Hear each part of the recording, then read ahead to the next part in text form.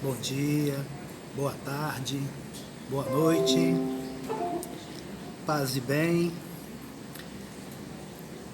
No Paz e Bem de hoje, nós continuamos a reflexão sobre o livro de Gustavo Gutierrez, Teologia da Libertação, Perspectivas. Gente querida, gente amada, então na semana passada, na segunda-feira passada, conversávamos sobre a introdução nova que Gutierrez faz para o seu livro já clássico. E o nome dessa introdução chama-se Olhar Longe. Hoje, Gutierrez trabalha a questão da presença nova. E ele vai dizer assim: o que frequentemente chamamos o fato maior da vida da igreja latino-americana, a participação dos cristãos no processo de libertação, é expressão de um vasto acontecimento histórico, a irrupção dos pobres. Nossos dias estão marcados pela presença nova daqueles que de fato estavam ausentes de nossa sociedade e da igreja. Ausentes porque de nenhum ou irrelevante significado e sem a possibilidade de manifestar seus sofrimentos, solidariedades, projetos e esperanças. Resultado de longo processo histórico, essa situação começou a mudar nas últimas décadas. Na América Latina, mas também na África, na Ásia, nas minorias raciais, de países opulentos e também de países pobres. Acrescenta-se a eles um movimento importante e diversificado. A nova presença da mulher, especialmente a dos meios populares, duplamente explorada, marginalizada e desprezada. Os fatos são complexos e, por isso, não isentos de ambivalência, mas são especialmente desafiantes e promissores. De tudo isto surge a poderosa e quase irresistível aspiração dos povos a uma libertação que constitui um dos principais sinais dos tempos, que a Igreja deve discernir e interpretar à luz do Evangelho. Esse importante fenômeno de nossa época tem amplitude universal, mas dependendo dos povos, manifesta-se de diferentes formas e graus. É uma aspiração que se expressa com força, especialmente nos povos que conhecem o peso da miséria e no seio das camadas sociais deserdadas. A teologia da libertação está estreitamente ligada a essa nova presença dos que sempre estiveram ausentes de nossa história. Pouco a pouco, eles foram se convertendo em sujeitos ativos do seu próprio destino, iniciando um firme processo que está mudando a condição dos pobres e oprimidos deste mundo. A teologia da libertação, expressão do direito dos pobres de pensar sua fé. Olha que coisa bonita que Gutierrez nos diz aqui neste parágrafo. A teologia da libertação, expressão do direito dos pobres de pensar sua fé, não resulta automaticamente dessa situação e de seus avatares.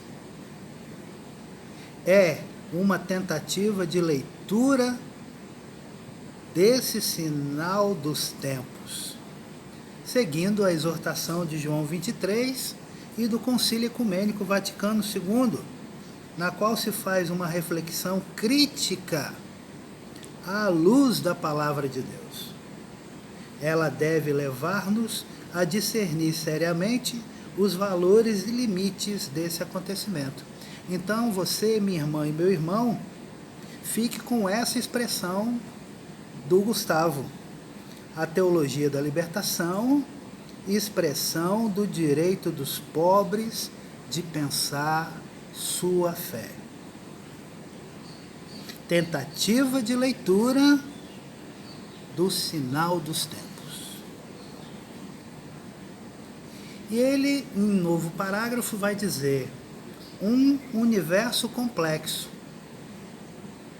Povos dominados, classes sociais exploradas, raças desprezadas e culturas marginalizadas, foi uma fórmula frequente, a qual se somou uma permanente referência à discriminação da mulher. Para falar da injusta situação dos pobres no marco da teologia da libertação. Buscava-se fazer notar que o pobre pertence a uma coletividade social. Porém, a agitada situação latino-americana frequentemente fez que muitos enfatizassem, quase exclusivamente, contra as primeiras intuições, é bem verdade, o aspecto social e econômico da pobreza. Estamos convencidos de que continua vigente a necessidade de assinalar essa dimensão da realidade, se não quisermos passar superficialmente pela situação do pobre, mas afirmarmos igualmente que também é necessário estar atentos a outras vertentes. De fato, os numerosos e crescentes compromissos com os pobres fizeram-nos perceber melhor a enorme complexidade de seu mundo. Esta foi para mim, diz Gustavo Gutierrez, a experiência mais importante, intimidade mesmo. Trata-se na realidade de um verdadeiro universo em que o aspecto socioeconômico, embora fundamental, não é o único.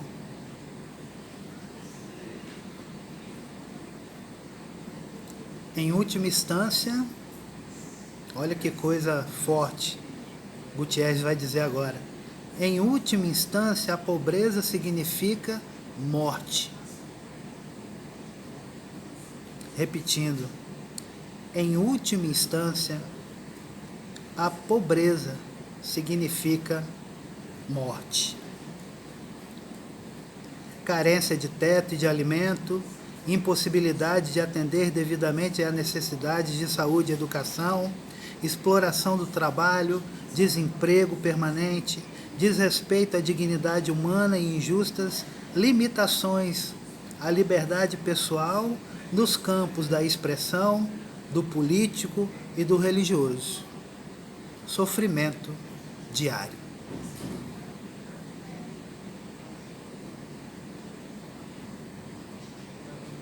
Para quem chegou agora, nós estamos lendo Teologia da Libertação, Perspectivas, de Gustavo Gutierrez.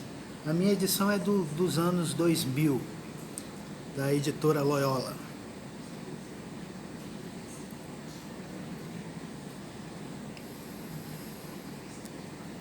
É uma situação destruidora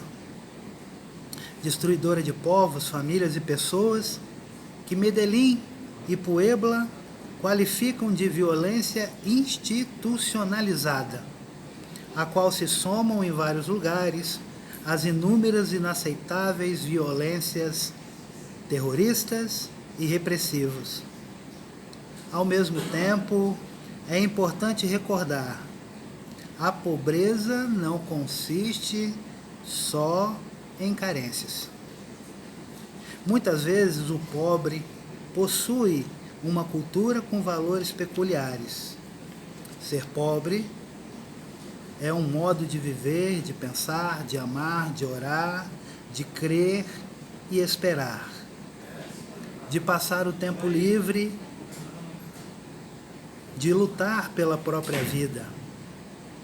Ser pobre hoje significa, igualmente, cada vez mais, empenhar-se na luta pela justiça e pela paz, defender a própria vida e liberdade, buscar maior participação democrática nas decisões da sociedade, assim como organizar-se para uma vivência integral de sua fé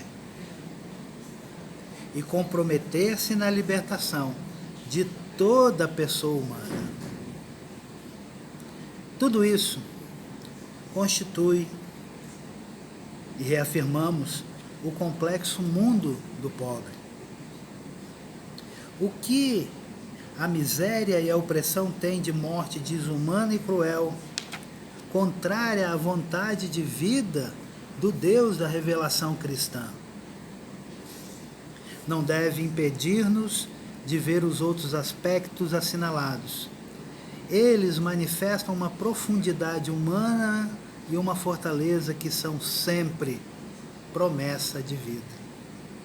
Nessa percepção baseia-se, parece-nos, uma das mudanças mais profundas em nossa maneira de ver a realidade da pobreza e, por conseguinte, nosso juízo global a respeito. Por outro lado, e de modo convergente, houve um processo que levou à maior consciência da existência do problema racial entre nós. Uma de nossas mentiras sociais é afirmar que não há racismo na América Latina.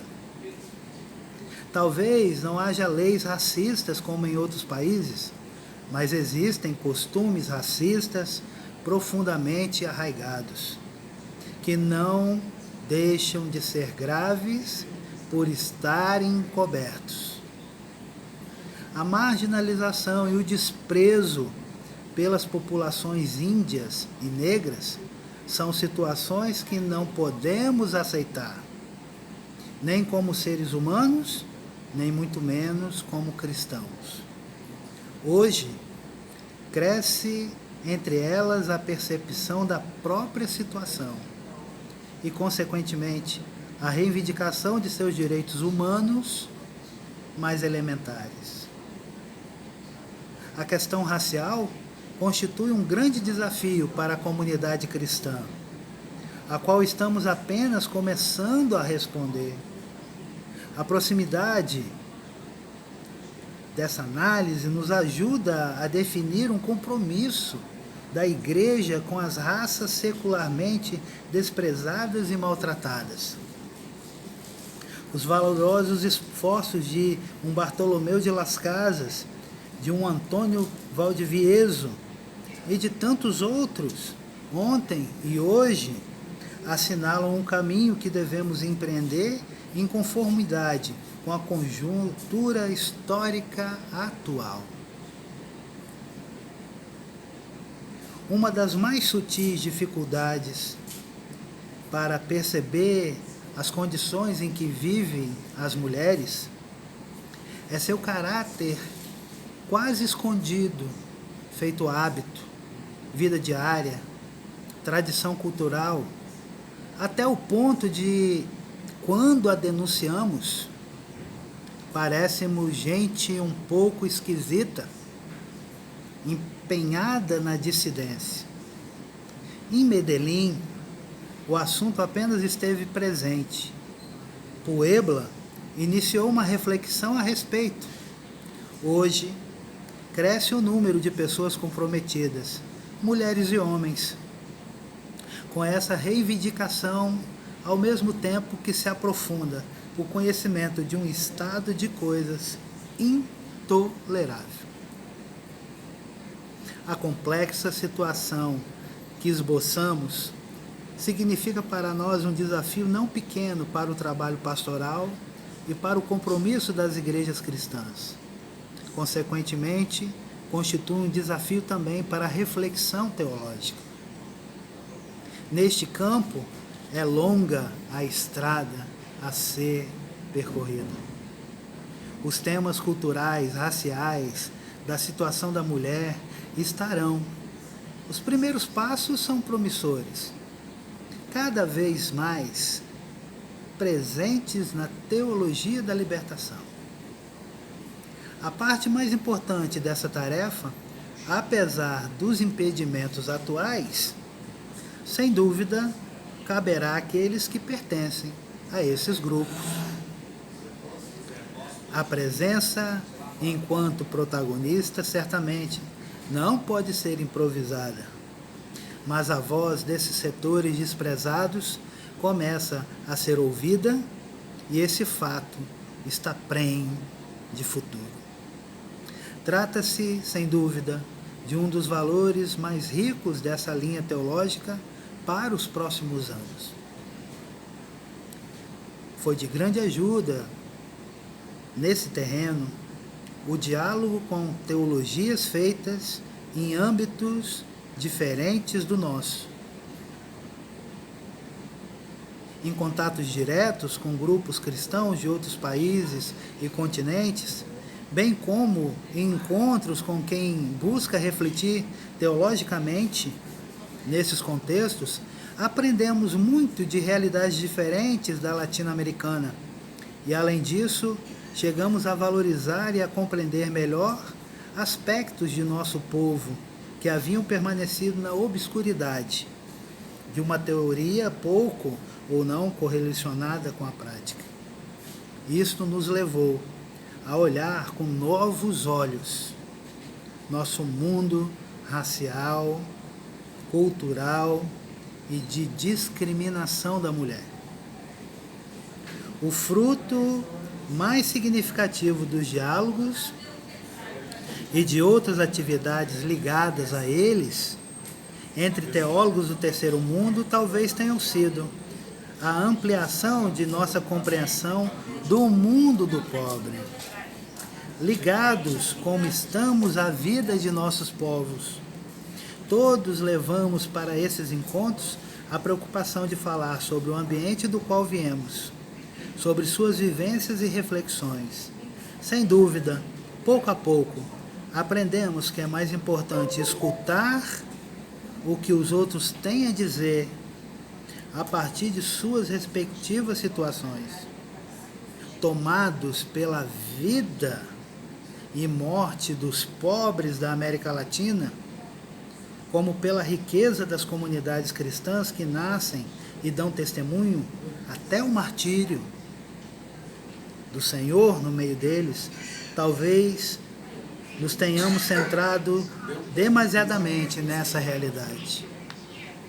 Devemos confessar que nesses contatos temos ganhado ao apresentar nossa esperança e ao fazer-nos mais sensíveis ao sofrimento de grupos humanos, geográfica e culturalmente distantes de nós, mas próximos também, como consequência paradoxal da dor dos projetos de nossos próprios povos.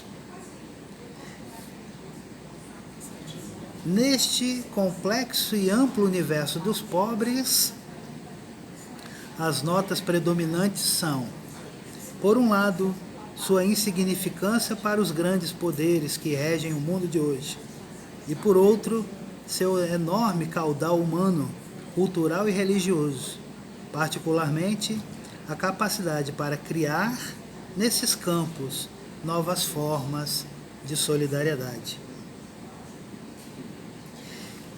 É assim que Gustavo Gutierrez, nessa sessão da sua introdução do livro Teologia da Libertação Perspectiva, nos apresenta uma forma de vivê-la.